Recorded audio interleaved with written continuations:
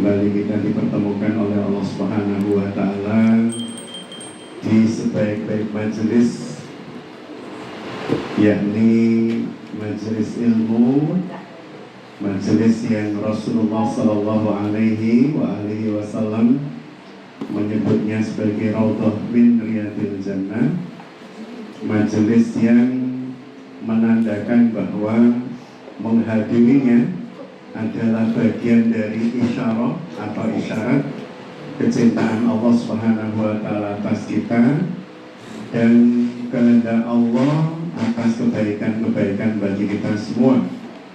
Bersebab Rasulullah Sallallahu Alaihi Wasallam menyampaikan, man yuridillahu bihi khairan yufaqihu fiddin. Barang siapa yang Allah berkehendak kebaikan atasnya, maka Allah akan memahamkannya atas agamanya. Maka semoga kalau panjenengan sami termasuk yang Allah fahamkan atas din kita, sehingga kita semua masuk ke dalam golongan man yuridillahu bihi khairan, orang yang Allah berkehendak kebaikan atas kita semua. Salawat salam semoga senantiasa terintipkan di qalbi wa qawlu bil lisan wal af'alu bil arkan ala Rasulillahi sallallahu alaihi wa alihi wasallam, uswatuna wa qudwatuna, yang kita berharap dan berhajat kiranya apa yang kita kaji di pagi hari yang penuh berkah ini 25 Rabiul Akhir 1447 Hijriah menjadi asbab kecintaan kita kepada Kanjeng Nabi bertambah dan kecintaan Rasulullah terhadap kita juga semakin menyempurna. Para Bunda yang dirahmati Allah, melanjutkan bahasan kita berkaitan dengan ihsan. Jadi seperti apa ihsan ini Allah dan Rasulullah sebutkan di dalam Al-Quran maupun Sunnah. Sebab itu kemarin sudah ya pengantarnya, mukadimahnya, dalil-dalilnya. Sebab itu kita melihat refleksi secara,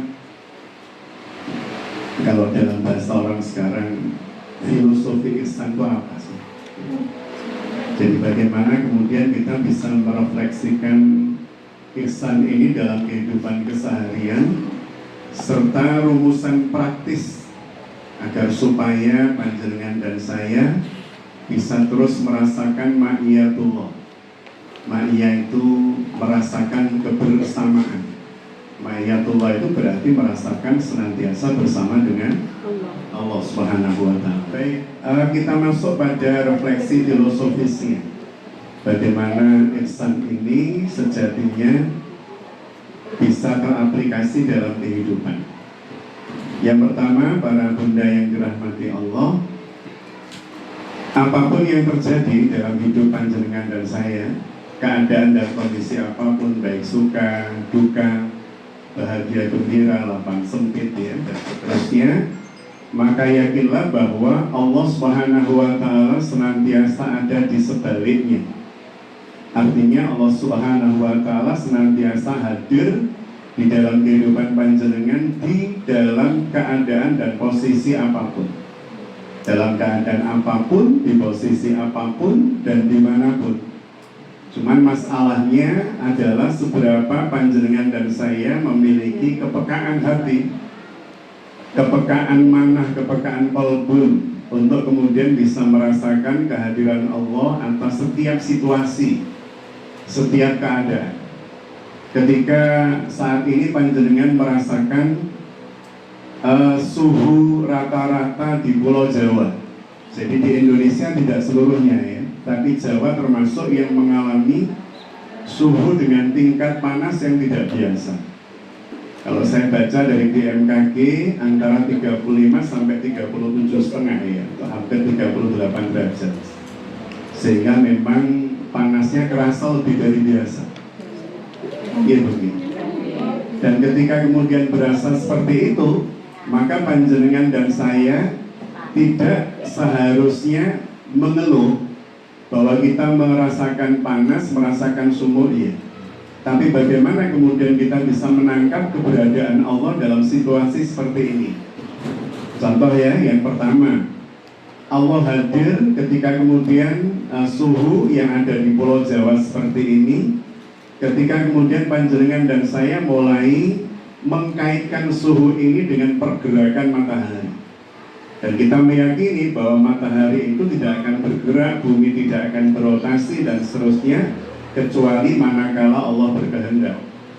Bahkan kalau kemudian lebih kita presisikan lagi, lebih kita perhatikan lagi, gerak bumi itu tidak sembarangan, rotasinya juga tidak sembarangan, gerak matahari juga dengan kecepatan yang Allah Subhanahu wa Ta'ala sudah standarkan, sehingga kondisi matahari terhadap bumi itu pada jarak yang senantiasa aman.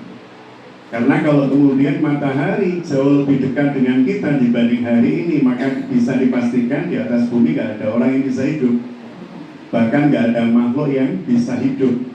Demikian pula kalau matahari berada pada posisi yang lebih jauh dari aphelion. Aphelion itu posisi paling jauh matahari terhadap bumi. Jadi kalau misalnya matahari itu lebih jauh dari aphelion atau batas terjauh matahari dengan bumi pada lintasan sekarang ini, maka bisa dipastikan bumi akan membeku, sehingga tidak ada satupun makhluk yang bisa hidup di atasnya kecuali yang Allah kehendaki. Jadi para bunda yang dirahmati Allah, dalam situasi apapun kita kemudian melihat Allah ada di sana. Kok kemudian panjenengan dan saya, mohon maaf saya keluar keringat ya, karena ini tadi saya berangkat, saya sambil olahraga. Jalan berarti. Jadi ceritanya itu, saya parkir mobil saya tadi itu agak jauh ketika mengantar istri, agar supaya Abi bisa jalan kaki. Sebab itu kemudian saya kesini ya, tetap naik kendaraan, tapi sebab olahraga. Jadi para bunda dirahmati Allah, ketika kemudian mohon maaf jenengan dan saya keluar keringat, itu pun kemudian kita merasa melihat Allah, ada Allah di sana. Bersebab kalau kemudian keringat pada atau air pada tubuh panjenengan kemudian tidak keluar pada saat terjadi proses pembakaran pada tubuh kita, maka yang terjadi adalah kerusakan pada sistem tubuh, pada kulit kita ya, dan seterusnya dan seterusnya. Jadi melihat apapun itu, kita sejatinya sedang melihat Allah Subhanahu wa Ta'ala di sana, berada di sana. Baik. Demikian pula ketika panjenengan melihat musibah di sebuah tempat, katakan kita melihat Palestina. Ketika kemudian panjenengan dan saya melihat Palestina, kemarin saya sempat menjelaskan tentang bagaimana pahala yang disiapkan oleh Allah Subhanahu wa Ta'ala untuk orang-orang yang berjuang membela negara hingga menemukan syahidnya. Para syuhada itu dijamin oleh Allah Subhanahu wa Ta'ala, yang pertama masuk surga tanpa hisab. Masuk surga apa pun? Tanpa hisab.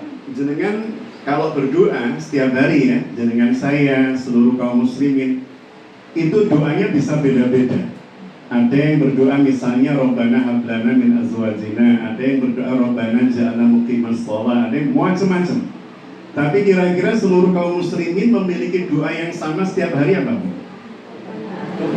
Laras Rabbana atina fid dunya hasanah.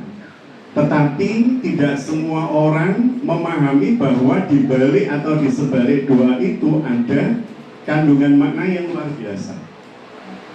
Contoh ketika panjenengan berdoa Rabbana hablana Rabbana atina fid dunya, yang pertama, ya Allah anugerahkan pada saya, pada kami, karena Rabbana itu Tuhan kami. Ya Allah anugerahkan pada kami dunia yang baik bagi kami. Dunia itu kan bisa pekerjaan, bisa rumah, bisa kendaraan, bisa baju, bisa sepatu, bisa kompor, bisa anak, bisa pasangan, bisa tetangga, semuanya itu kan dunia, Bu. Dan kita mohon pada Allah, ya Allah jadikan dunia baik bagi kami.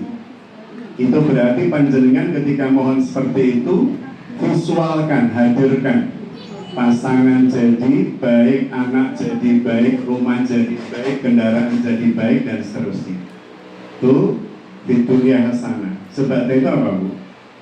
Wafil akhirati, ketika panjenengan mohon wafil akhirati hasanah, akhirat saya ya Allah Dari mulai sebada kita meninggalkan dunia masuk ke alam barzah. Dari mulai barzah saya ya Allah semoga tercahayai, semoga lapang luas. Setelah itu semoga padang mahsyar saya ya Allah padang mahsyar yang tidak mengerikan. Semoga setelah itu hisab saya ya Allah hisab yang ringan. Setelah itu mizan saya timbangan Allah ya timbangan saya ya Allah semoga yang baik lebih berat dibanding yang buruk. Sebab itu syafaat kanjeng Nabi-Mu ya Allah semoga kami mendapat syafaat. Sebab itu kemudian sirat ya Allah semoga saya sampai pada ujungnya. Melewati sirat sampai ujungnya berarti masuk surga. Jadi ketika jenengan wafil akhirati hasanan jenengan membayangkan semua akhirat kita itu baik. Dari mulai barzah sampai sirat. Sebab itu gimana Bu? Wa qina adzabannar. Dan kami berlindung ya Allah dari api neraka. Masuk surga itu ada 3 model. Jenengan tinggal mau pilih yang mana. Yang pertama masuk surga dihisab dulu. Sebab dari hisab ada keburukan yang lebih berat dibanding kebaikan sehingga tetap masuk surga tapi mampir ke neraka. Pilihan pertama. Pilihan kedua masuk surga nggak pakai mampir ke neraka tetapi melalui proses hisab. Dihisab dulu masuk neraka, kemudian masuk neraka. Dihisab dulu tanpa masuk neraka langsung masuk. Pilihan kedua. Pilihan ketiga masuk surga tanpa hisab. Nggak pakai hitung-hitungan Bu.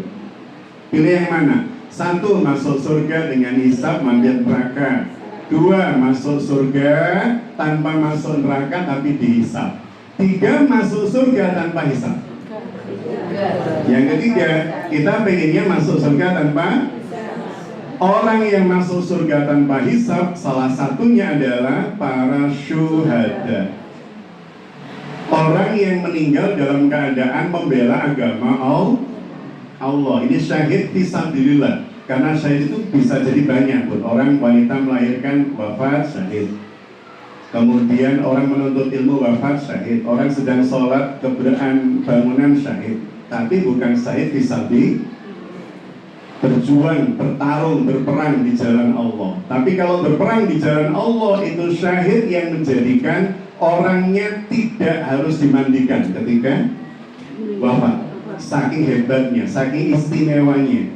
Dan kemudian orang yang syahid fisabilillah itu pun bisa memberikan syafaat pada 70 saudaranya, kerabatnya. Itu yang syahid fisabilillah. Maka saya bayangkan saudara-saudara kita di Palestina yang berjuang. Karena ada di Palestina yang meninggal tapi tidak dalam keadaan berjuang, wonten baca Quran mungkin, pas sholat mungkin, meninggal. Maka kedudukannya syahid tapi tidak syahid fisabilillah.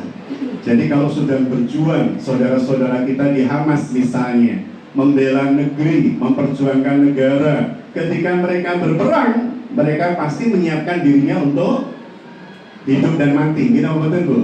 Tapi kalau jenengan baca Quran, saya yakin hati panjenengan dan hati saya tidak mungkin kemudian kita merasa hari ini akan mati, gitu betul? Hidup mati kita tidak saat itu. Beda dengan orang yang jihad fisabilillah. Mereka membawa senjata, membela negara, membela agama, siap dengan hidup dan mati. Jenengan kalau sami sholat, saya yakin tidak dalam keadaan siap hidup dan mati. Kita pasti masih merasa insya Allah nanti setelah sholat masih hidup, gitu betul? Kok kemudian saya sholat, kemudian keberaan musola saya meninggal syahid, tapi bukan fisabilillah dalam keadaan memperjuangkan agama Allah. Tahu bedanya Bu ya?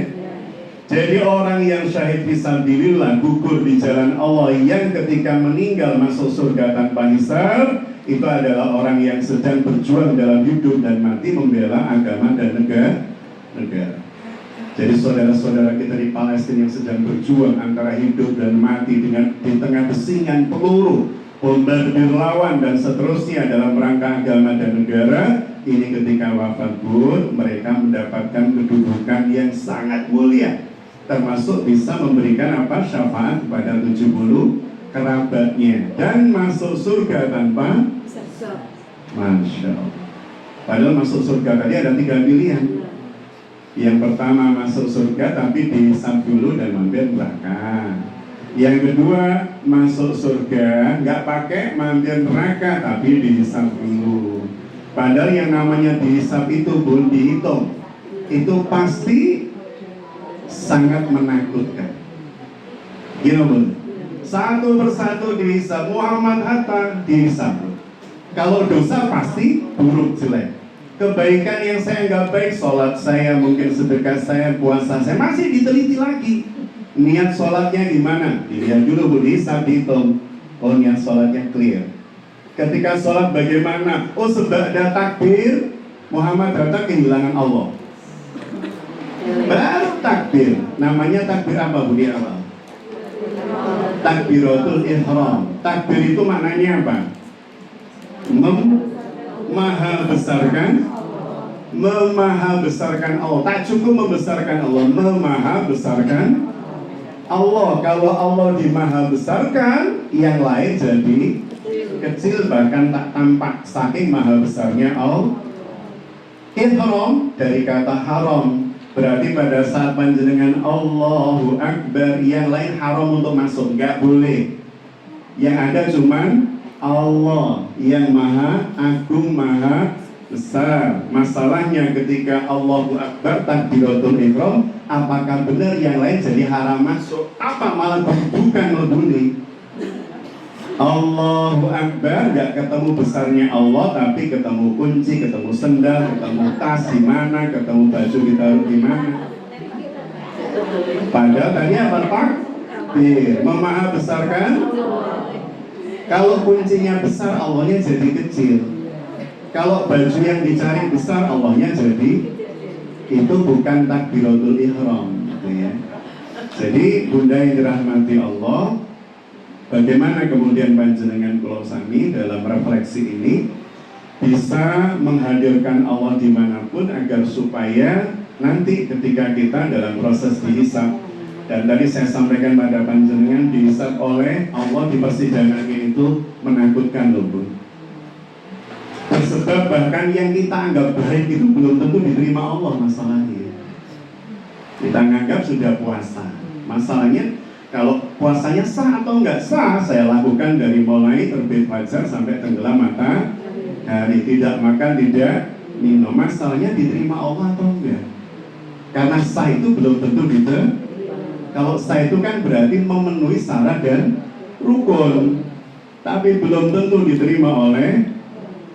Oh, hajinya sah dari mulai awal tanggal 8 melakukan tarbiyah, 9 di Arafah wukuf, sampai kemudian ujungnya melempar jumroh di Jamarot, ditutup dengan tawaf wada. Ketika tawaf wada semua sudah dilakukan, syarat dan rukunnya clear, tapi apakah diterima? Belum tentu. Karena masih dilihat apa niatnya, untuk apa hajinya. Gitu betul? Harta yang digunakan untuk haji itu clear halal atau tidak? Ketika haji, meskipun dia sedang wukuf di Arafah, apakah dia ketemu Allah atau ketemu yang lain? Apakah dia konsen untuk mendapatkan maghfirah Allah, atau konsen melihat atau scroll TikTok dari pagi sampai siang sampai wukufnya selesai, dan seterusnya dan seterusnya. Oh, dihisab oleh Allah itu merinding, Bu rasa. Bayangkan. Sehingga fokus panjenengan dan saya adalah mencoba melakukan yang terbaik, ikhtiar yang terbaik, ibadah yang terbaik. Kalau panjenengan berusaha yang terbaik, kalaupun ada bolong, ada kurangnya, Allah akan menutupi semuanya bersebab sifat Rahman Rahimnya. Tapi kalau sejak awal kita sudah tidak melakukan dengan cara terbaik, sholatnya asal-asalan, kita tidak tenangkan, kita tidak siapkan tempat. Dari mulai panjenengan mau sholat, tempatnya udah kita siapin biar sholatnya nyaman. Tidak dalam keadaan kita sholat sajadai masih acak-acakan. Kita sholat di samping tempat tidur yang bantal gulingnya nggak karu-karuan, spraynya juga nggak karu-karuan, sehingga pada saat kita sholat ngelirik bantal kok gini, ngelirik guling kok malik, dan seterusnya, sehingga kemudian membuat kita tidak nyaman. Jadi semua akan dinilai oleh Allah Subhanahu wa ta'ala, sehingga tugas kula panjenengan sami lakukan yang terbaik. Kenapa? Karena kita merasa selalu diawasi oleh ini Allah, lihat loh, ini Allah sedang menatap saya loh, mengawasi saya. Para bunda yang dirahmati Allah, panjenengan saya, kita semua itu kadang merasa akan melakukan yang baik ketika diperintah oleh atasan, manakala atasan mengontrol, melihat, ini apa betul? Tapi kalau kemudian tidak diawasi, tidak dikontrol, kadang orang itu serampangan sembarangan. Maka yang pertama, menghadirkan Allah dalam rangka untuk kita terus merasa diawasi, dilihat, dan seterusnya, menjadikan kita akan melakukan apapun dengan cara terbaik. Baik, para bunda dirahmati Allah, maka sekarang kita lihat resep yang diberikan oleh para ulama dalam rangka kita sampai pada derajat ihsan. Yang pertama ini kaitannya dengan mukadimah saya tadi itu ya. Yang pertama, lakukan muraqabah. Apa Bu? Muraqabah. Tahu malaikat raqib? Pernah dengar malaikat raqib? Apa Bu tugasnya? Mencatat, mengawasi, mencatat. Itu kan Bu ya? Maka muraqabah itu panjenengan dan saya terus merasa diawasi dan dicatat setiap perilaku kita oleh Allah. Terus kita merasa diawasi, dicatat, dilihat gitu ya, direkam oleh Allah Subhanahu wa ta'ala. Muraqabah, kata Imam Al-Ghazali di dalam kitab Ihya Ulumuddin, beliau menyampaikan yakni ketika seorang hamba yakin bahwa Allah mengetahui seluruh keadaannya, dari mulai dohirnya, dari mulai hatinya, dari mulai apa yang dipikirkannya, dari mulai apa yang dirasakannya. Jadi dia yakin bahwa Allah Subhanahu wa ta'ala mengetahui dengan sempurna keadaannya. Maka para bunda yang dirahmati Allah, kita tidak bisa menipu Allah dengan fisik yang dibuat-buat, fisik atau dohir yang dia buat-buat. Kita tidak bisa menipu Allah dengan cara seperti itu, meskipun dengan fisik yang dibuat-buat kita bisa menipu manusia. Kita bisa menipu manusia, gerak jalan, tahu di mana posisi juri, gitu kan? Pernah ikut gerak jalan, Bu? Pernah ya? Pada saat saya ikut gerak jalan, kemudian tahu posisi juri di pos A, B, C. Maka pada saat dekat dengan pos A, kita akan berjajar, berbaris dengan rapi, rapikan barisan macam-macam, langkah tegap, maju jalan, karena tahu di situ ada juri. Siap-siap, akan dilihat, akan dinilai. Tapi sebagai lewat itu balik liar meneh, kan? Langkahnya sembarangan, serampangan. Maka bagaimana panjenengan dan saya ketika kemudian kita melakukan apapun merasa Allah ada di setiap tempat, setiap waktu. Bahkan bukan hanya Allah ada di setiap tempat, setiap waktu, Allah bahkan mengetahui keadaan kita zahiran wa batinan, zahir maupun batin, apa yang kita ucapkan maupun apa yang kita prasangkakan, sehingga kita senantiasa akan hati-hati. Jadi Allah mengetahui keadaan kita zahiran wa batinan, kemudian mendengar ucapan kita sama zahiran wa batinan, apa yang terlisan, terucap maupun yang terkatakan dalam hati. Dan Allah Subhanahu wa ta'ala akan mencatat keseluruhannya melalui malaikat-malaikatnya ya, dari A sampai Z apa yang kula panjenengan lakukan. Oh, berarti yang pertama memunculkan kesadaran selalu diawasi. Kita memunculkan kesadaran itu. Seperti kalau pas panjenengan puasa itu. Kalau pas puasa itu meskipun siang kita dalam keadaan haus, bukan haus ya, haus, saking hausnya, kan nggak berani minum gitu. Bahkan kemudian wudhu pun tidak berani nyeruput ketika bergumul. Kenapa? Karena kita merasa diawasi Allah. Karena ketika kemudian kita nyeruput meskipun hanya seteguk, kita yakin Allah melihat dan menjadi batal puasa kita. Maka sejatinya Ramadan adalah salah satu cara pelatihan agar supaya panjenengan kula sami menjadi orang yang mudah muraqabah, mudah mengakses muraqabah, senantiasa sadar dalam pengawasan Allah. Lah memindahkan Ramadan ke bulan setelahnya ini yang menjadi PR kita. Ramadan ke Syawal, Ramadan ke Zulqa'dah, Ramadan ke Zulhijjah. Sehingga Ramadan itu punya nilai yang teraplikasi di bulan-bulan setelah Ramadan. Ini berarti Ramadan yang berhasil. Ramadan yang punya dampak, punya efek. Jadi panjenengan dan saya yang bisa menilai apakah Ramadan kita punya dampak dan punya efek. Pada saat saya bertamu misalnya di rumah Bu Nur, karena Bu ini itu kalau buat kue enak-enak itu ya. Ketika kemudian saya bertamu ke sini dan disuguhi kue-kue yang enak-enak, dari mulai nastar, kastengel, apalagi Bu? Pastel, waduh, nggak ada yang nggak enak pokoknya kalau di sini. Ketika disuguhi seperti itu, Bu, saya mau ngambil sungkan karena udah ngambil tadi itu kan. Dan saya mau ngambil lagi sungkan. Masa Ustadz kok bolak-balik cukup. Maka saya tunggu sampai Bu Nur masuk gitu kan. Bu Nur masuk rumah, saya ngambil lagi. Bahkan kemudian tas saya buka. Belum. Ini orang yang tidak memiliki sifat muraqabah. Bu Nur gak lihat, tapi kan Tuhannya Bu Nur, Tuhan saya lihat gitu kan. Allah lihat. Sehingga meskipun Bu Nur tidak melihat, paling tidak kan kelihatan toplesnya separuh hilang gitu kan, isinya. Ada gini pun, ada kisah luar biasa. Jenengan pernah nggak dengar nama Umar bin Abdul Aziz? Belum pernah kita Umar bin Abdul Aziz itu salah satu khalifah yang sangat adil, buruan. Kisahnya sangat indah. Suatu saat kita akan bahas secara khusus. Jadi Umar bin Abdul Aziz ini pun salah satu pimpinan muslim yang sangat dikagumi. 2,5 tahun beliau memimpin, keadilan sudah terbentuk di sepertiga belahan bumi. Tidak ada satupun rakyat yang berhak mendapat zakat karena semua menjadi muzaki, karena saking makmurnya. Dan sang pemimpin ini ketika diangkat jadi pemimpin pertama itu ya, dipilih beliau jadi pemimpin, presiden atau raja, kalimat pertamanya, Bu, ini yang menggetarkan kita dan kita pengen punya pemimpin seperti ini. Jadi kalimat beliau adalah inni akhafun nar.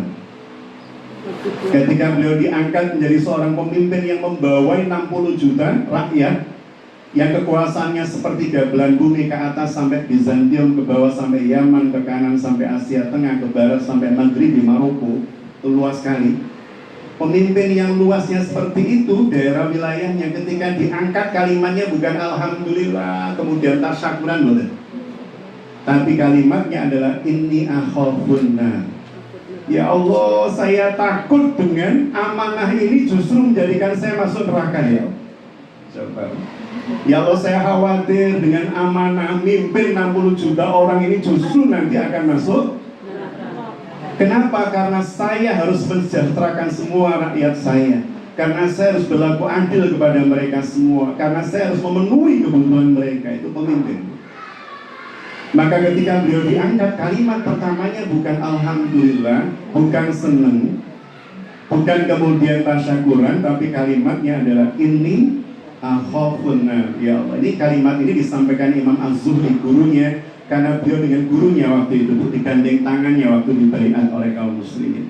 Dipegang tangannya, kata Imam Az-Zuhri, saat itu aku rasakan tubuh Umar bergetar. Umar tubuhnya bergetar sambil kemudian mengatakan, wahai gurunda, aku sangat takut dengan amanah ini yang bisa menjadikan aku masuk neraka kalau aku tidak adil, yang menjadikan aku masuk neraka kalau aku tidak mensejahterakan rakyatku dan seterusnya. Karena ketika beliau tidak mensejahterakan rakyatnya, maka kelak rakyat itu akan ngantri nuntut di hadapan Allah. Kan benar. Nah, tapi dengan kekhawatiran yang seperti itu, beliau memimpin justru dengan cara yang luar biasa sampai umatnya tidak ada yang berhak mendapatkan zakat. Semuanya jadi muzaki, pembayar zakat. Lah laki-laki yang seperti ini pun yang dikenal kepemimpinannya sepanjang sejarah Islam, di samping 4 khulafaur rasyidin, laki-laki ini ternyata lahir dari seorang ibu yang muraqabah ini. Ibu yang melaksanakan konsep muraqabah dalam hidupnya. Bukan ibu, lebih tepatnya nenek itu ya. Jadi ceritanya begini, Bu. Umar bin Abdul Aziz ini buyutnya Umar ibn Khattab. Masih nyambung dengan Umar bin Khattab.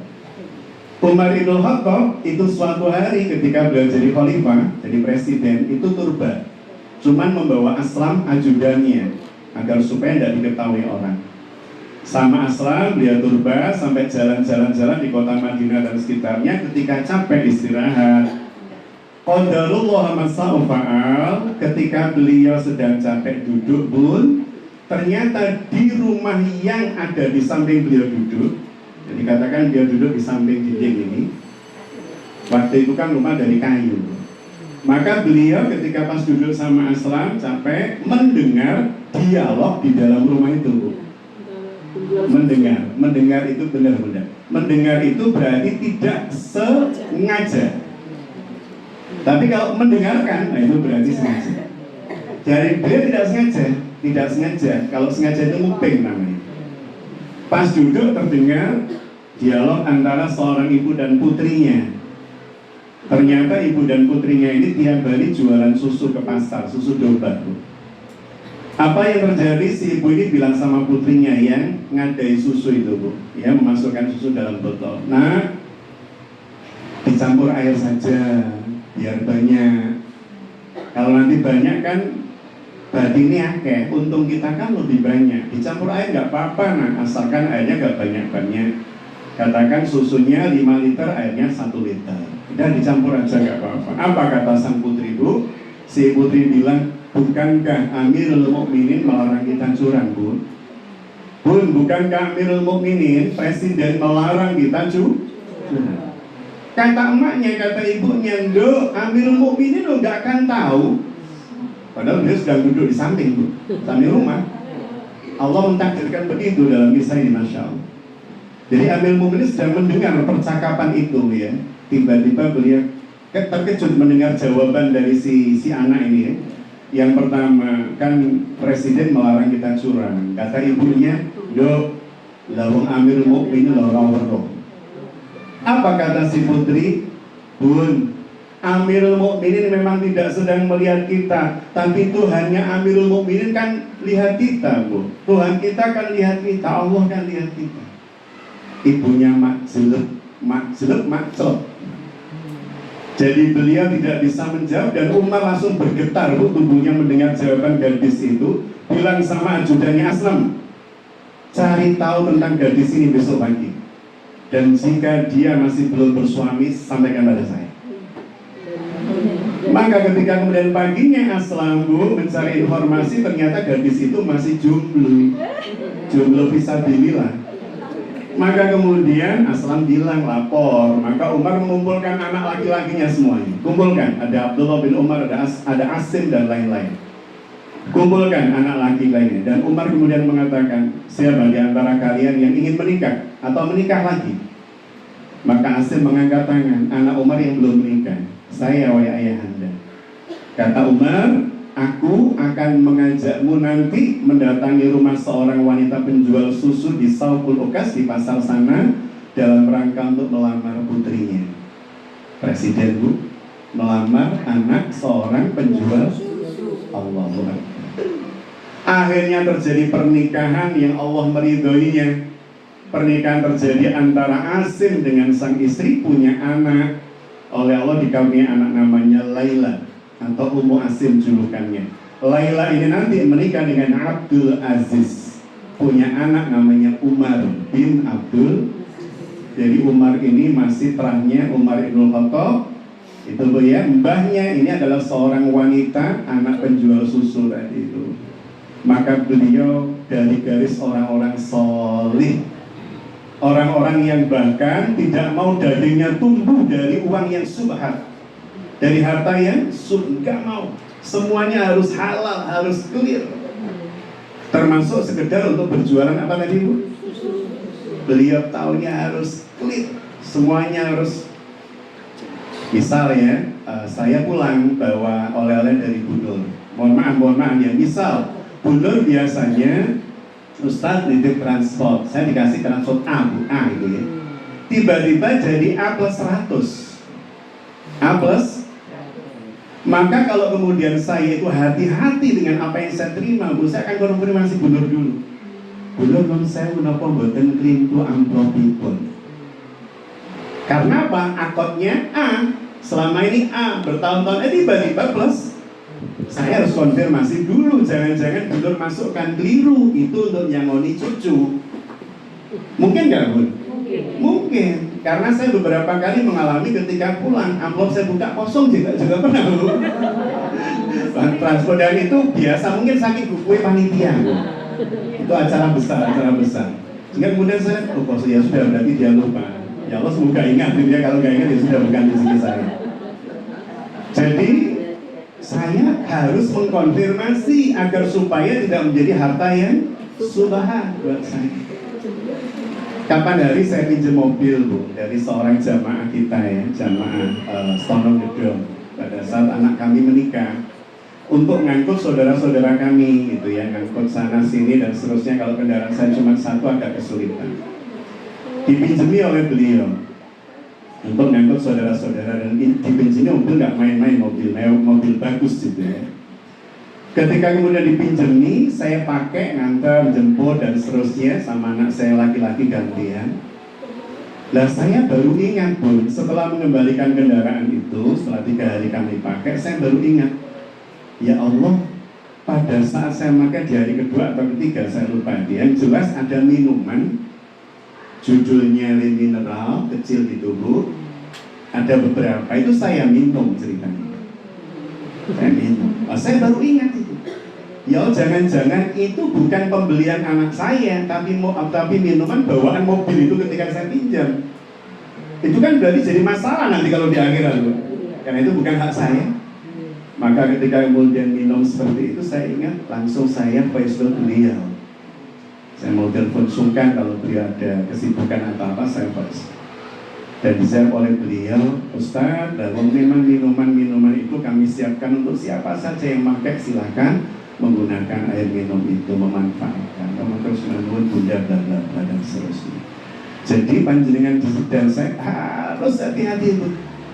Karena kita itu merasa dimuraqabai, diawasi Allah, tidak ada satupun yang lepas dari kemahatauan Allah. Kanjeng Nabi itu kan terkenal lembut, Bu, ya. Apalagi terhadap anak kecil. Tapi pernah salah seorang sahabat yang mengabarkan hadis ini, riwayat Imam Al-Baihaqi, Kanjeng Nabi itu pernah memukul-mukul tengkuk Hasan. Hasan itu cucunya, putra Ali dan Fatimah. Dipukul-pukul. Kenapa? Karena ternyata diketahui Hasan itu suatu hari main-main sama temannya, ngikutin rombongan gerobak kurma Baitul Mal. Baitul Mal itu milik negara, gudang milik negara. Kalau sekarang bahan makanan Bulog gitu lah, Bu. Jadi waktu itu ada gerobaknya Bulog Baitul Mal, membawa kurma, hasil kurma negara. Kemudian anak-anak kecil di belakangnya nyanyi-nyanyi apa-apa, itu termasuk Hasan, Abdullah bin Zubair, Abdullah bin Amr bin As dan seterusnya, ya anak-anak kecil itu. Ketika kemudian ada kurma jatuh, Bu, ada kurma jatuh. Kalau anak-anak kecil kan lungsuran gitu, Bu, ya. Hasan langsung ngambil, mau dimakan, Bu. Kanjeng Nabi pas lewat langsung dipegang Hasan dengan cepat dan kemudian dipukul-pukul. Sambil Kanjeng Nabi bilang, maksudnya keluarkan. Para sahabat kaget, Rasul sampai segitunya, dia berjalan cepat kemudian pegang cucunya. Kenapa? Karena ini bukan hakmu, nah. Karena kalau yang masuk dalam tubuh itu barang haram, jangankan haram subhat itu yang tidak diketahui kehalalannya masih diragukan, maka bisa jadi akan menjadi pemberat ketaatan kita. Maca Quran abot, kadang istiqomah, kadang ilangi luwih suwi. Baca Quran sulit khusyuk, sholat sulit khusyuk, jangan-jangan ada daging hati kita, daging tubuh kita yang tumbuh dari harta yang tidak halal.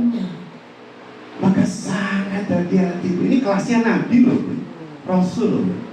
Kok kemudian cucunya itu kelungsuran kurma? Maka saya kemudian bayangkan, ya Allah, berarti kalau Muhammad Hatta ini pernah mengalami sulit usul atau apa, jangan-jangan ada makanan yang tidak halal membentuk daging saya. Ketika dulu waktu kecil atau remaja, mungkin saat itu sudah balik, ya Allah, saya batak tebuni pabrik gula. Ada tebu, bawa tebu. Dulu anak-anak kecil itu SMP, kadang batak ini. Padahal itu bukan milik kita, itu bukan hak kita. Saya tuh kadang mikir, ya Allah. Apalagi kalau seperti itu, alhamdulillah orang tua saya enggak. Apalagi kalau seperti itu orang tuanya bilang, "Le, jupuknya luru sampai bapak ya." Ya Allah. Maka hati-hati. Itu muraqabah. Senantiasa merasa diawasi. Bukan kemudian mandori orang roh kok. Enggak. Mandori orang roh, aku jupuk luru. Sijikan buatku, sijikan bapak itu. Dan seterusnya, hati-hati pun. Karena kadang kasal itu kemalasan. Dalam beribadah itu salah satu sebabnya daging yang tumbuh dalam tubuh kita bukan daging yang berasal dari sumber yang halal. Dari sumber yang halal. Makanya Umar bin Abdul Aziz itu ketika diangkat jadi khalifah, istrinya dikumpulin, anaknya dikumpulin. Kemudian beliau mengatakan kepada istri dan anaknya, lepaskan apa-apa yang kalian dulu dapat dari negara. Kaget istrinya, dapat dari negara kok suruh lepasin. Apa kata beliau? Jangan bisa baca di dalam biografi Umar bin Abdul Aziz, tulisan Profesor Dr. Ali Muhammad As-Solati, 1250 halaman. Masya Allah, biasa. Jadi kata Umar bin Abdul Aziz, lepaskan apa yang dulu ketika aku jadi gubernur kita mendapat fasilitas dari negara. Kenapa? Karena bisa jadi negara waktu itu mendapatkannya dengan hak yang rakyat tidak ridho. Waktu itu Bani Umayyah namanya, kekhalifahan Bani Umayyah, yang kadang dikenal mengambil hak-hak rakyat dengan cara yang Allah tidak ridho. Maka kemudian istrinya melepaskan perhiasannya, anak-anaknya melepaskan apa yang mereka miliki dulu dari negara, diserahkan pada Baitul, sehingga terhitung kekayaan Umar bin Abdul Aziz itu diangkat jadi khalifah, dan beberapa hari setelahnya itu kekayaannya langsung anjlok karena diserahkan kepada negara. Masya Allah. Makanya banyak ulama yang ketika beliau wafat bermimpi atau memimpikan beliau disambut oleh malaikat-malaikat rahmat di langit-langit 1, 2 dan seterusnya. Saking alimnya pemimpin ini. Para bunda yang dirahmati Allah, jadi itu muraqabah. Yang kedua, muhasabah. Kalau muraqabah tadi apa, Bun? Senantiasa merasa diawasi Allah, dalam pengawasan Allah. Ngomong dengan istri, dengan anak, dengan suami, kita merasa omongan saya ini akan saya pertanggungjawabkan, dilihat oleh Allah. Tidak gampang memang, Bun, tetapi kita bisa melatih diri kita. Artinya saya pun terus berlatih. Sampai kapan, Ustaz? Sampai saya bertemu Allah, terus akan berlatih. Memperbaiki kemuraqabahan saya atau sifat muraqabah saya. Terus saya perbaiki. Sampai kapan? Sampai saya bertemu Allah pasti belum sempurna. Pasti belum sempurna. Untungnya Allah tidak pernah menuntut kesempurnaan. Allah cuma menuntut apa yang sudah kita lakukan, usahakan, ikhtiarkan. Oh, berarti yang penting apa, Bun? Sudah berusaha semaksimal yang kita mampu. Itu yang akan dinilai Allah, bukan sempurna atau tidaknya. Jadi panjenengan dan saya hidup itu tak dalam rangka mengejar kesempurnaan. Saya pengen jadi orang yang sabarnya sempurna. Jawabannya pasti pret itu, Bro. Karena sejatinya jenengan dan saya tidak akan sampai pada kesempurnaan, tetapi kita bisa lebih baik dibanding sebelum. Cuman itu saja. Ya Allah, semoga lebih baik dibanding sebelumnya. Besok juga begitu, semoga lebih baik dibanding saya yang sebelumnya. Baik, yang kedua, muhasabah. Kalau muhasabah apa, Bun? Dari kata hisab. Hisab tadi apa? Laras. Orang yang suka menghitung dirinya. Bun, jenengan kalau nyusui orang, kita jualan Bu ya, kita jualan, kemudian ngasih kembalian orang, jenengan hitung bener atau enggak? Karena kepentingan kita, bener enggak? Dihitung benar, detailnya dihitung. Maka orang yang bermuhasabah atau cerdas di dalam muhasabah adalah orang yang benar-benar menghitung dirinya dengan sangat teliti. Menghitung sholatnya, bukan masalah jumlah rakaat sholatnya, bukan. Wong sholat duhur itu semuanya 4 rakaat sama. Tapi yang kita hitung apa? Tadi niat saya udah benar gak ya? Tadi ketika saya mau sholat, yang saya hadirkan dalam hati apa ya? Pengen ketemu Allah atau cuman sekedar menggugurkan kewajiban saya? Semuanya dihitung. Itu orang yang menghisab di. Maka kata Sayyidina Umar Ibn Khattab radhiyallahu an, buyutnya Umar bin Abdul Aziz tadi, beliau mengatakan hasibu anfusakum, hisablah dirimu sendiri qabla sebelum antuhasabu, sebelum kalian dihisab.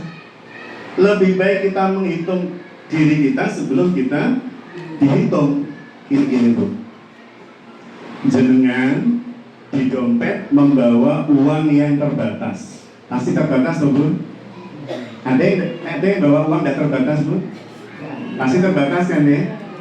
Kita bawa duit terbatas, ATM juga isinya terbatas. Kita masuk di sebuah pertokoan, jenengan belanja, kira-kira jenengan belanja itu menghitung dulu pembelanjaan jenengan atau nanti di kasir? Pasti mengira-ira dulu Bu ya. Hitung dulu kira-kira ini sekian, tambah sekian, tambah sekian, agar supaya di kasir nanti lolos. Maksudnya lolos itu bisa bayar. Jangan sampai udah nyampe di kasir dompet kita kurang, ATM nggak cukup, ninggal KTP yang ngisi-ngisini kan. Maka orang yang cerdas itu pasti menghitung dirinya dulu. Gini apa tunggu? Ngitung dulu, ngambil ini, ngambil ini, ngambil ini. Oh cukup, kita keluar tenang. Kan ada orang yang ketika keluar nggak tenang. Lu kok sudah 1,5 ya? Lu kok 1,6? Lu kok 1,8? Tambah lebih. Jadi karena dia tidak menghitung, jupuk, ujungnya geblak gitu kan. Maka hasibu anfusakum, hitunglah dirimu sendiri. Muhammad data, hitunglah dirimu sendiri. Qabla an tuhasabu, sebelum Allah nanti menghitungmu, menghisabmu. Karena hitungan di hadapan Allah itu ngeri. Kenapa ngeri? Karena kita nggak bisa menghapus jika itu salah. Karena kita nggak bisa menambah jika itu kurang. Ya nggak Bu? Kalau sudah di akhirat. Kalau masih di kuburan masih bisa. Bagaimana caranya anak kita mohonkan ampun pada kita? Bisa kan Bu? Dosa kita diampuni ya Allah. Anak kita melakukan kebaikan untuk ibu dan bapaknya, pahalanya ke kita. Tapi kalau sudah di akhirat, kan semuanya udah ngumpul di sana. Siapa lagi yang mengirimi kita? Jadi kalau sudah yaumil hisab, hari perhitungan itu nggak bisa nambah, nggak bisa ngurangi masalahnya. Makanya agar supaya ketika dihisab itu selamat, mending saat di dunia itu kita ngitung diri kita benar, benar. Agar supaya berangkat ke Raudhatul Ilm sampai kemudian pulang itu benar-benar bobot pahalanya besar, harus kita jaga. Jaga niatnya, jaga nyampe di sini. Jaga ketika panjenengan pulang gitu kan, semua dijaga agar supaya kita tidak kecewa dengan amal kita sendiri. Karena seluruh manusia adalah yang kelak membawa amal buahnya, tapi kopong, tapi kosong, tapi bohong. Jadi mereka buahnya bawa amal di hadapan Allah, tapi nggak ada beratnya, nggak ada timbangannya, nggak ada nilainya. Itu yang paling kita takutkan. Gini kalau menurut. Makanya agar supaya tidak seperti itu, banyak-banyak melakukan muhasabah. Kalau jenengan dan saya dikritik anak dapat masukan pasangan, mending jangan tanggapi dulu sebelum kita muhasabah dulu. Abi ini loh, kalau ngomong sama Umi jangan gitu Tobi. Kamu ngerti apa? Abi ini sudah makan asam garam kehidupan. Abi ini sudah bau tanah ini. Kamu masih bau langit. Kamu masih bau kencur gitu kan, Abi sudah bau laos. Jadi ketika kemudian kita dapat masukan dari siapapun, mending jeda dulu. Jangan reaktif jadi orang, tapi proaktif itu jeda dulu, muhasabah dulu. Benar nggak ya kata anak saya tadi ya? Benar nggak ya masukan istri saya tadi ya? Itu namanya orang yang apa Bu? Memuhasabai diri sendiri. Sebelum nanti kecewa ketika dia dihitung, mending sekarang kita menghitung diri. Karena kadang begini loh Bun, kadang jenengan dan saya itu pagi marah dengan anak, ngomong dengan kasar atau intonasi meninggi, malam melihat anak tidur itu kita mungkin meneteskan air mata karena kasihan. Walali, apa mang bapak murah mori, padahal salamu ya gak sepiro, hanya karena bapak sedang jengkel sama ibumu. Hanya karena bapak sedang jengkel sama tetangga, hanya karena bapak sedang jengkel dengan atasan. Jadi mending muhasabah diri sebelum kelak kita dihisab oleh Allah. Menjadi orang yang proaktif, tidak reaktif, dididik ngamuk, dididik marah. Itu orang yang suka bermuhasabah. Satu muraqabah, dua muhasabah. Yang ketiga, saya langsung masuk pada poin tafakkur. Sebenarnya di sini nomor 4, tapi karena waktunya, saya langsung masuk di poin tafakkur. Tafakkur dari kata fikir. Orang yang menggunakan akalnya secara proporsional, sesuai dengan porsi dan proporsinya. Jadi akal ini pun diciptakan oleh Allah dalam rangka apa? Fungsi utamanya supaya bisa berpikir. Ada lagi Bun? Coba jenengan dulu ketika waktu SD kita diberitahu oleh guru kita berkaitan dengan syarat dan rukun semua ibadah. Diterima benar Bu. Diterima oleh Allah atau tidak, salah satunya adalah berakal. Berakal itu berarti bisa menggunakan akalnya untuk membedakan ini baik atau buruk, ini salah atau benar, ini perintah Allah atau larangan. Oh, berarti fungsi utama akal adalah agar kita bisa menjadi sebaik-baik hamba Allah dalam rangka beribadah. Karena kita diciptakan dalam rangka apapun, wa ma khalaqtul jinna wal insa illa liya'budun. Dan orang tidak akan bisa beribadah dengan benar kecuali jika dia menggunakan akalnya dengan baik dan benar. Nah, tafakkur itu begitu. Orang yang senang bertafakkur, orang yang senang menggunakan akalnya untuk menikmati seluruh hidangan Allah, subuhan Allah. Subuhan Allah apa saja dalam kehidupan jenengan dan saya. Subuhan Allah berupa apa saja, di mana saja, kapan saja, dengan siapa saja. Saya contohkan begini. Ada nggak orang yang ketika merasa hatinya sempit, pikirannya sempit, sedang teruji dengan hal yang tidak nyaman, kemudian protes di dalam hatinya, kok aku ya sing diuji Allah ini? Padahal tangga saya yang itu, teman saya itu sholati ya masih bolong-bolong, posoni ya orang bener, durung tahu ngini-ngini, kok ujiannya lebih berat saya ya? Mungkin ada nggak manusia yang berpikir begitu? Kok saya? Sambil dia mikir, padahal sholat saya jaga, baca Quran saya jaga, puasa saya jaga. Mohon maaf Bu ya, siapa yang paling sempurna dalam sholatnya, puasanya, sedekahnya, dan ibadah yang lain di antara seluruh manusia? Rasulullah. Dan siapa yang paling berat ujiannya di antara seluruh manusia? Rasulullah. Artinya ibadah top itu tidak menjamin kemudian malah kita tidak mendapat gak begitu konsepnya. Allah itu kalau mencintai seorang hamba, ibtalahum, maka Allah akan menguji dia. Untuk apa? Membersihkan dirinya. Untuk apa? Mengangkat derajatnya. Untuk apa? Memuliakan dia. Orang yang tinggi derajat itu kan karena lulus ujian, benar gak? Anak kita sebut lebih tinggi grade-nya dulu TK. Dia menjadi SD kalau lulus TK, lulus ujian, gitu betul. Nanti SD juga begitu, untuk grade sampai SMP harus lulus ujian dan seterusnya. Artinya kalau kemudian orang merasa nyaman tidak diuji, ya wis TK wae. Gini betul Bu? Ya sudah, grade-nya TK saja. Tapi kan kita enggak, kita itu pengen kedudukan kita di hadapan Allah itu membaik, semakin baik. Gini betul? Semakin baik, semakin baik. Oh berarti kalau saya ingin grade saya di hadapan Allah sebagai hamba semakin baik, saya wajib siap untuk diuji. Gini betul? Masalahnya Bun, ujian yang diberikan atas setiap hamba itu bisa jadi sama, tapi yang kita rasakan beda. Ujiannya sama, tapi bagi si ringan karena kualitas imannya. Ujiannya sama, tapi bagi si B melelahkan, menyempitkan, menggelisahkan karena kualitas imannya tidak bagus. Oh berarti iman yang baik itu menjadikan level ujian berasa lebih ringan.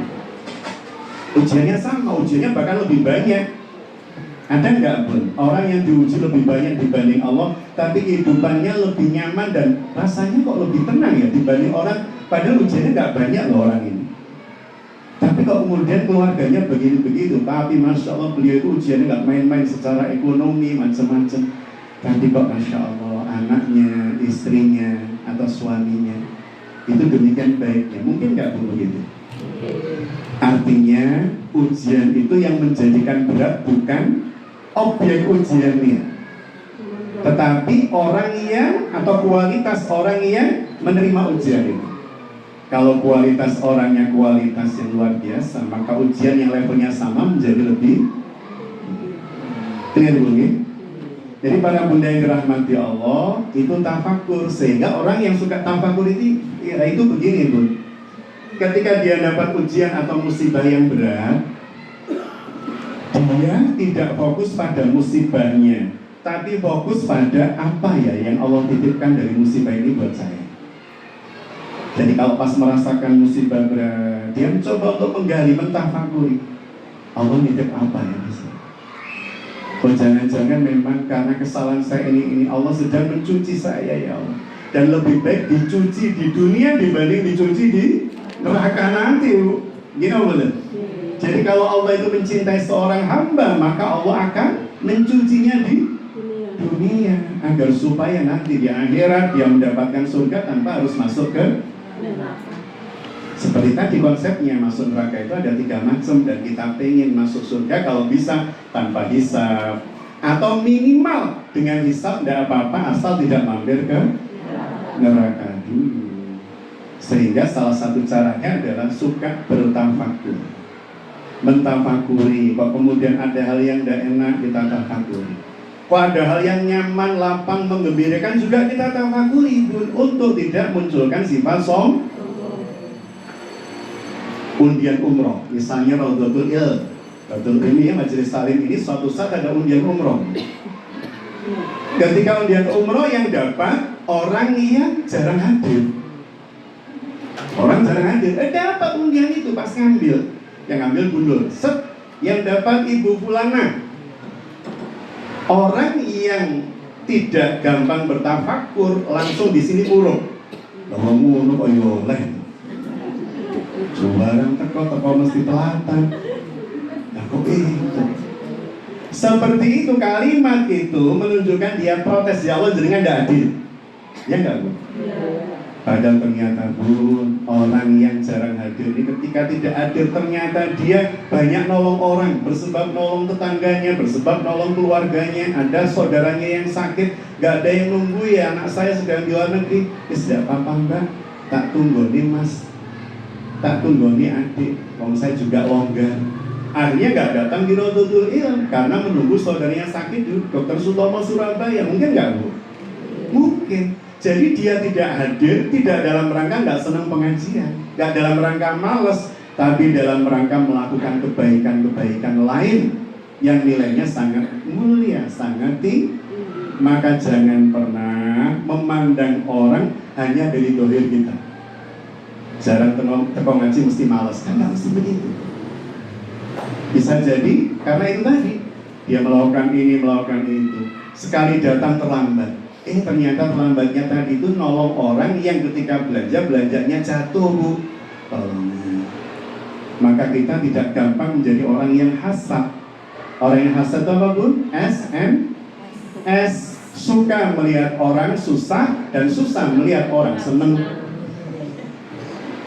Kalau orang seneng, orang dapat nikmat, dia bilang, kok enggak saya yang dapat ya? Sehingga dia pengen nikmat orang itu segera hilang. Jadi sedih, kenapa kok enggak saya? Kan pantasnya aku sholatku ini. Dia tidak melihat ada amal-amal rahasia yang orang itu punya dan kita enggak punya. Mungkin terhadap orang tuanya, terhadap suaminya, terhadap tetangga, dan seterusnya. Itu tafak. Jadi menggunakan akal kita agar supaya tidak terjebak pada suudzon atas setiap takdir Allah. Kita senantiasa bersuudzon terhadap takdir. Baik, dari situ Bu, masih ada 2 menit tersisa. Kalau ada yang mau disampaikan, monggo. Ini penjelasannya masih banyak sih poin-poinnya, tapi nyampe sini dulu.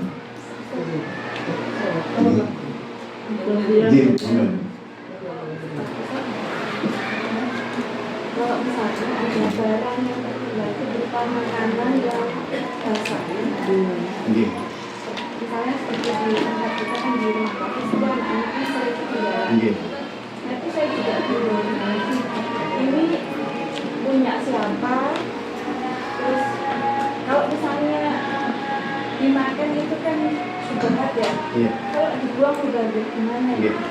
Baik, bagaimana kalau misalnya ada barang ketinggalan di rumah kita, di kantor kita, di Raudhatul Ilmi ini? Maka yang pertama, ikhtiar yang harus dilakukan adalah diiklankan. Iklan itu diumumkan di grup, gitu ya, di grup. Ini yang ketinggalan makanan siapa, misal begitu. Kalau misalnya, Ustaz, di antara sekian banyak ibu-ibu ada yang nggak punya HP 3 orang. Kita tunggu dulu. Ada nggak yang punya ini? Kalau misalnya ada yang punya, monggo diambil. Kalau tidak ada yang punya, berarti kan kemungkinan 3 orang ini. 3 orang yang punya HP tadi. Ibu-ibu ada nggak yang rumahnya dekat dengan beliau-beliau? Tolong dikonfirmasi, karena saya khawatir ini makanannya kalau tidak didahar besok sudah basi. Itu misalnya. Setelah kemudian dikonfirmasi, atau misalnya udah begitu, tidak ada Bu, rumah kami jauh semua, tidak ada yang bisa mengkonfirmasi. Maka ketika kemudian seperti itu, jangan kita konsumsi sendiri. Mending kita berikan kepada orang yang membutuhkan di sekitar kita. Dan besok terhadap 3 orang itu kita panggil, Bu, karena makanan ini jika saya biarkan sampai besoknya basi, kemarin saya berikan kepada, jika ada di antara jenengan yang punya, mohon ikhlas dan didahului, jenengan dapat pahala. Begitu. Ini. Kemudian saya kan mengumumkan ada warisan Ini. kadang sudah diputuskan tidak ada yang mengakui. Ini nggak apa-apa. Saya maksudnya untuk selanjutnya saya katakan, saya minta tolong keikhlasan, misalnya suatu saat itu akan dikonsumsi siapapun yang ada di situ.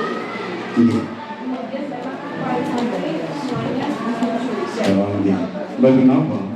Kalau kesepakatan seperti itu tidak apa-apa. Misal ya, Bu, kalau ada makanan ya, tapi kalau misalnya hal yang sangat berat ya jangan. Saya yakin seandainya sepakat karena sungkan untuk ngomong tidak sepakat. Misal begini, kalau ada uang yang ketinggalan, misal begitu, tolong diikhlaskan. Mungkin semuanya nggak apa-apa ikhlas. Mungkin ada 1-2 yang mau nggak ikhlas, gimana? Yang lain pada ikhlas, akhirnya diem, seakan-akan ikhlas tapi hatinya enggak.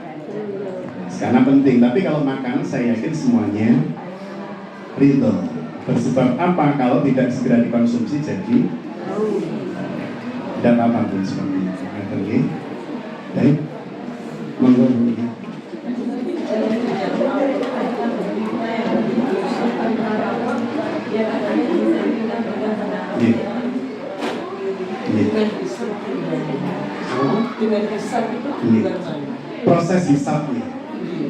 Proses hisab lebih dulu. Akan dihisab lebih dulu, sebagai itu mizan dan rapotan. Tapi sebelum itu ada hal yang menyenangkan kita. Apa itu syafaat? Bisa jadi orang itu ketika dihisab, waduh kok gini ya. Tapi kemudian Rasulullah SAW nangis pada Allah, meminta syafaat bagi umatnya. Sendiri-sendiri. Makanya kenapa disebut oleh Al-Ghazali di dalam Ihya Ulumuddin bisa jadi puluhan ribu tahun. Makanya kenapa hari itu berdiri itu begitu sangat menegangkan, sangat. Tapi jangan bayangkan hari itu seperti hari ini, wong ngadeg sedino gak kuat, apalagi artinya hari ketika di akhirat itu kita akan disanggupkan, dimampukan oleh Allah berdiri sekian lama.